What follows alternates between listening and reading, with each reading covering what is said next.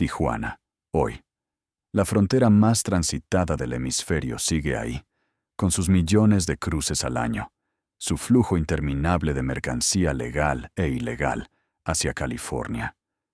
Pero el imperio que la controló durante más de una década ya no existe.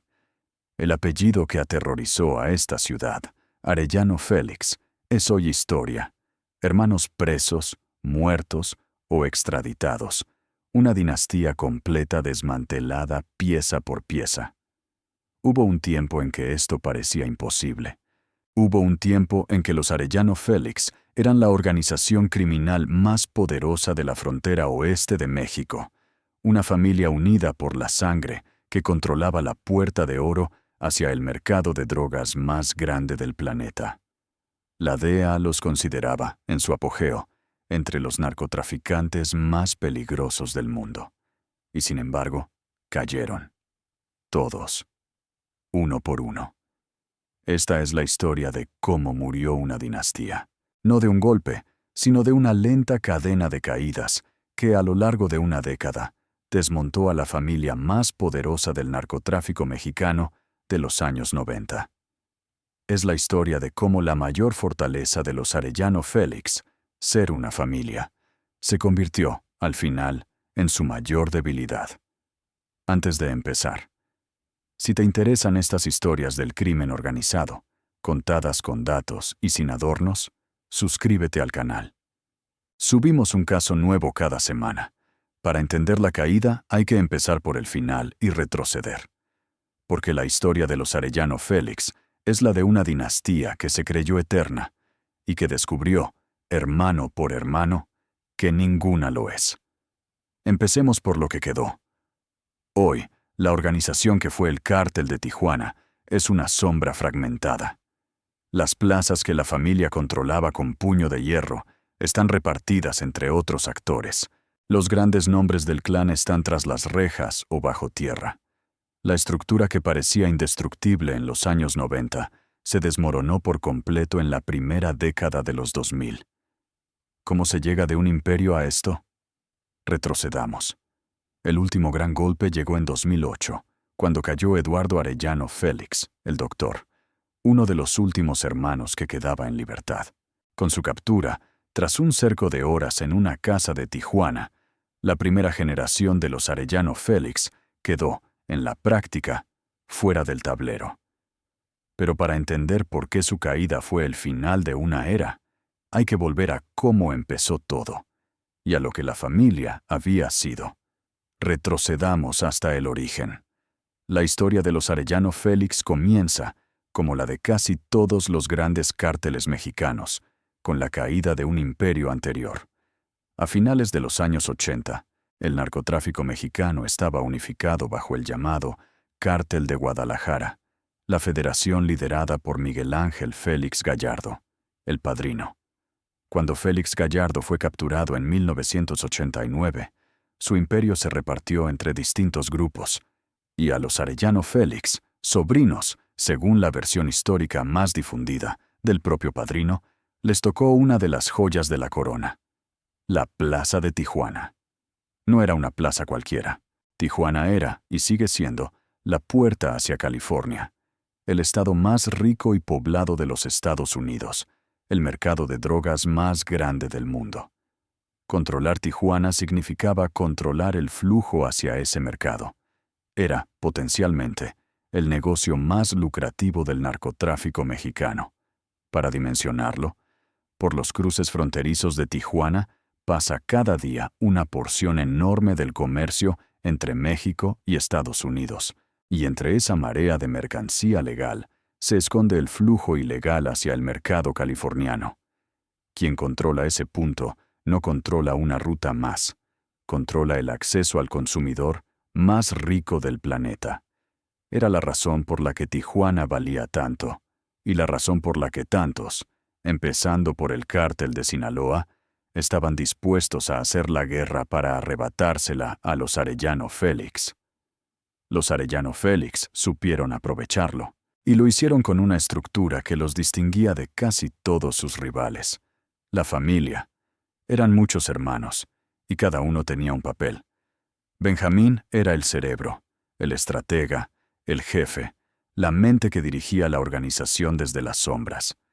Ramón era la fuerza, el encargado de la seguridad y de imponer el orden, con una reputación temible que cruzaba fronteras. Francisco Rafael, el mayor, había sido de los primeros en entrar al negocio. Eduardo, el doctor, aportaba un perfil más discreto. Y Francisco Javier, el tigrillo, el menor, se formaría dentro de la organización hasta llegar a dirigirla.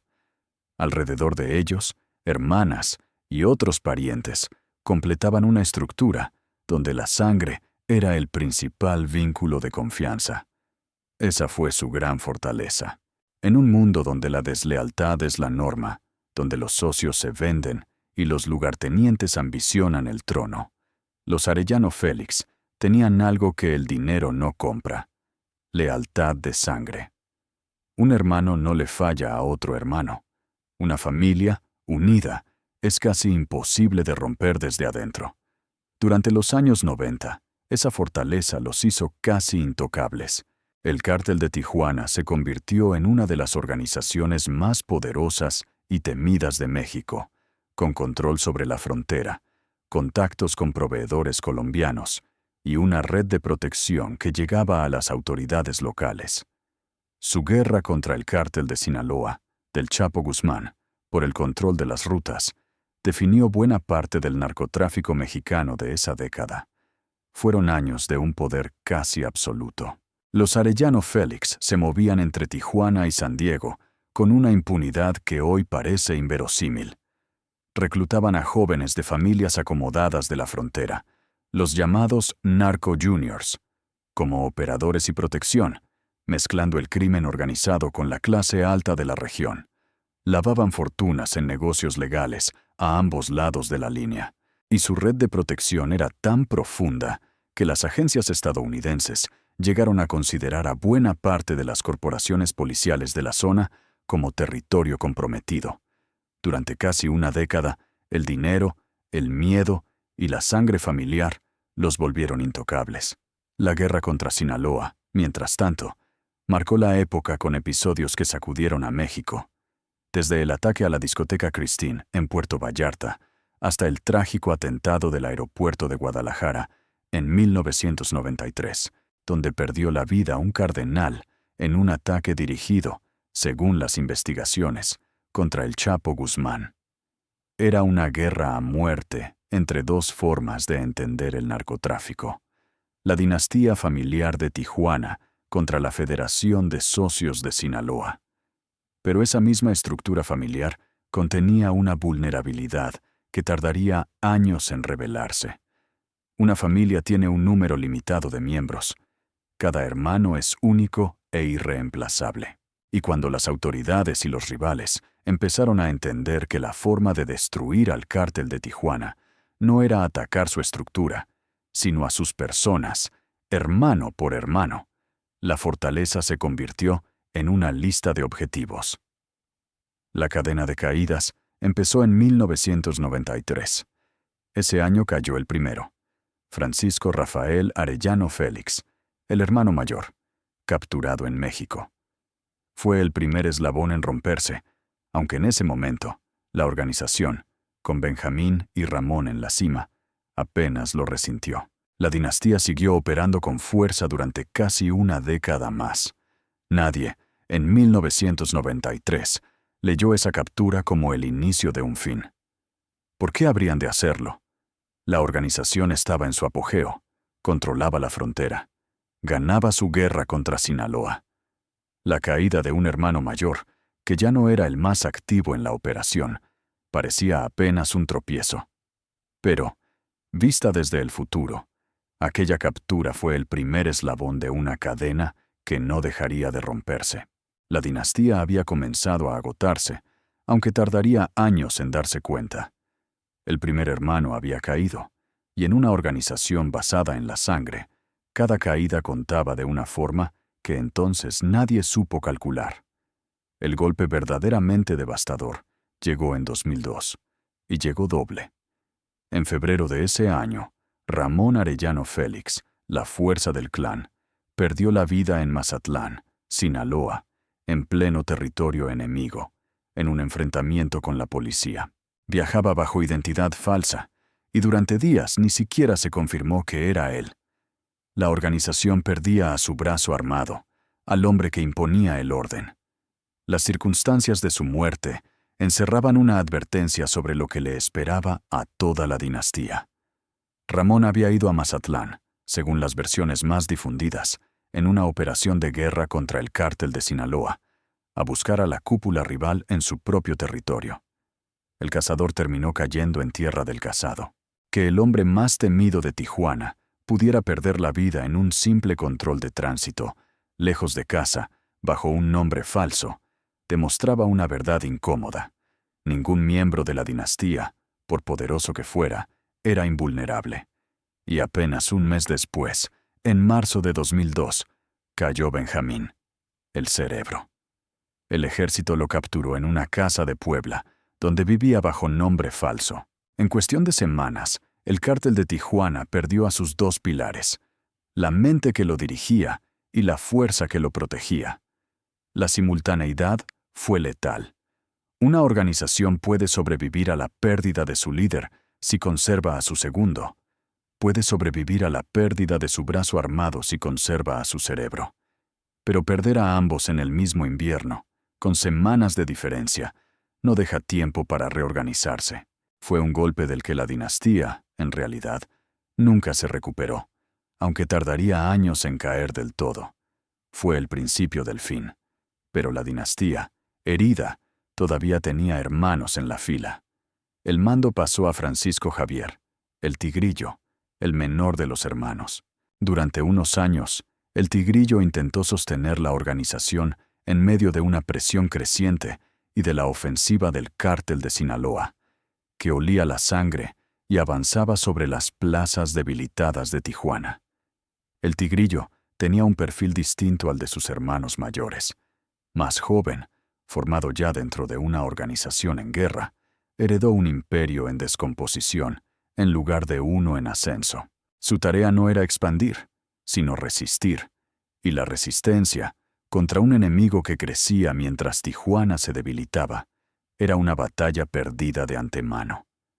Bajo su mando, la organización mantuvo el control de la plaza, pero cada año que pasaba la volvía más frágil, más dependiente de alianzas, más asediada por dentro y por fuera. Pero el cerco se cerraba, y en 2006, el Tigrillo cayó de una forma insólita. Fue capturado por las autoridades estadounidenses en alta mar, mientras pescaba en un yate frente a las costas de Baja California, en aguas internacionales. La última cabeza visible de la organización caía, literalmente, en medio del mar.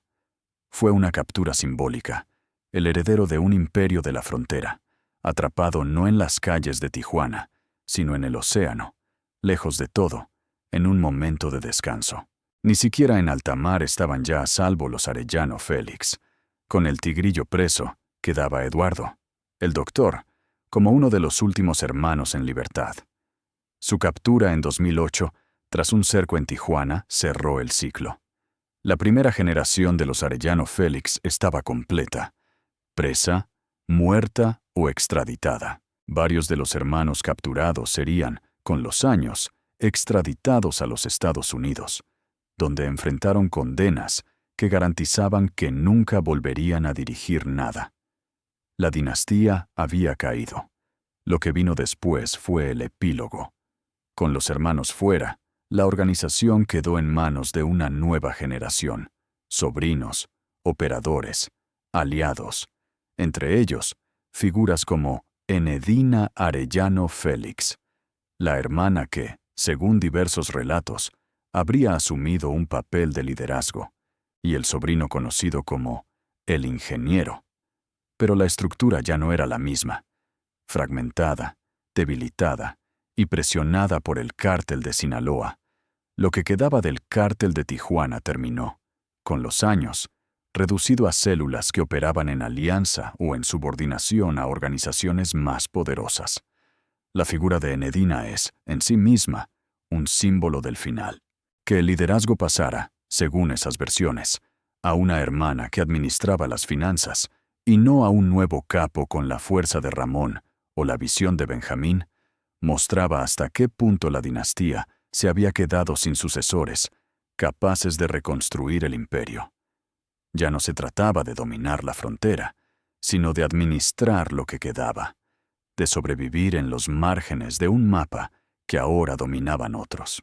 El imperio se había convertido en herencia, y la herencia en apenas un negocio residual.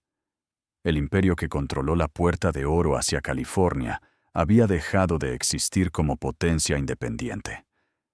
¿Qué mató a la dinastía Arellano Félix? La respuesta corta es la suma de sus caídas individuales. Pero la respuesta profunda es más interesante y encierra la lección de toda esta historia. Los mató, paradójicamente, aquello que los había hecho fuertes, el ser una familia. Una organización construida sobre la sangre tiene una ventaja enorme, la lealtad interna, pero una debilidad fatal. Es finita. Una familia tiene un número limitado de miembros y cada uno es irreemplazable. Cuando cae un lugarteniente de una organización normal, otro lo reemplaza. El sistema es más grande que la persona. Pero cuando cae un hermano de una dinastía, no hay reemplazo posible. Se pierde una pieza única, insustituible. Y cuando caen todos los hermanos, no queda nada que sostener. Es una aritmética implacable, y los números de los Arellano Félix la cuentan con crudeza. Eran una familia grande, con varios hermanos en el negocio. Parecía una fortaleza inagotable, pero varios no es infinitos. Francisco Rafael en 1993, Ramón y Benjamín en 2002, el Tigrillo en 2006, el Doctor en 2008. 5 caídas en 15 años bastaron para agotar por completo a la primera generación. Una vez que se acabaron los hermanos, no había una segunda línea capaz de sostener el imperio con la misma autoridad. La sangre, que había sido el cemento de la organización, era también su límite. Cuando se acabó todo. El cártel de Sinaloa, el gran rival, entendió esto y sobrevivió precisamente por ser lo contrario. No una familia, sino una federación de socios, una red donde ninguna pieza era indispensable. Cuando el Chapo cayó, el Mayo sostuvo. Cuando un socio faltaba, otro ocupaba su lugar. La red se regeneraba. La familia, no. Los Arellano Félix apostaron todo a la sangre. Y la sangre, aunque leal, se agota. Hay una segunda lección, más amplia, en esta historia. La estrategia que finalmente derrotó a los Arellano Félix, atacar a las personas, una por una, en lugar de a la estructura, se convirtió en el modelo de la guerra contra el narcotráfico en México, la política de los objetivos prioritarios, la captura de capos como método central. Contra una dinastía familiar, funcionó. Descabezó al clan y lo desmontó. Pero contra las organizaciones que vinieron después, redes descentralizadas como Sinaloa o el Stop ONG, la misma estrategia produjo un efecto distinto. Cada capo caído era reemplazado, y a veces la caída solo desataba más conflictos por la sucesión. Los Arellano Félix fueron, en cierto sentido, el último gran imperio que esa estrategia pudo derribar por completo. Es una ironía histórica que vale la pena subrayar. La derrota de los Arellano Félix pareció, en su momento, una gran victoria del Estado, la prueba de que capturar capos funcionaba. Y así, esa estrategia se convirtió en la columna vertebral de la política de seguridad de México durante las 2 décadas siguientes. Pero lo que funcionó contra una familia finita, fracasó contra las redes que la sucedieron. El éxito contra Tijuana enseñó una lección equivocada: que descabezar organizaciones las destruye. Contra Sinaloa y el CKTNG, descabezarlas solo las obligó a regenerarse, muchas veces de forma más caótica. Los Arellano Félix fueron el último enemigo contra el que ese método dio un triunfo limpio. Y, sin quererlo, la trampa que hizo que México lo repitiera durante años, contra rivales que ya no eran dinastías, sino redes. Hoy, cuando se cruza la frontera de Tijuana, no queda casi nada visible de aquel imperio. El apellido Arellano Félix pertenece a la historia. Los hermanos que lo llevaron a la cima están presos, extraditados o muertos. La puerta de oro que controlaron sigue ahí, pero sus dueños son otros. Quedan las preguntas que toda caída deja atrás. ¿Habría sobrevivido la dinastía si hubiera adoptado el modelo de red de sus rivales, en lugar de apostar todo a la sangre? ¿Cuánto de su caída fue obra del Estado y cuánto de la presión implacable del cártel de Sinaloa? ¿Y qué habría sido de la frontera de California si los dos hermanos, Benjamín y Ramón, no hubieran caído con apenas un mes de diferencia en aquel invierno de 2002? Son preguntas que la historia dejó abiertas. Lo único cierto es que una familia que se creyó eterna descubrió, hermano por hermano, que ninguna dinastía lo es, y que en el narcotráfico, como en la historia, todos los imperios que se construyen sobre la sangre terminan agotándose con ella. Si te interesa entender cómo se levantan y cómo se derrumban los imperios del crimen organizado, suscríbete al canal. Estamos reconstruyendo esa historia completa, un caso a la vez. Nos vemos en el próximo caso.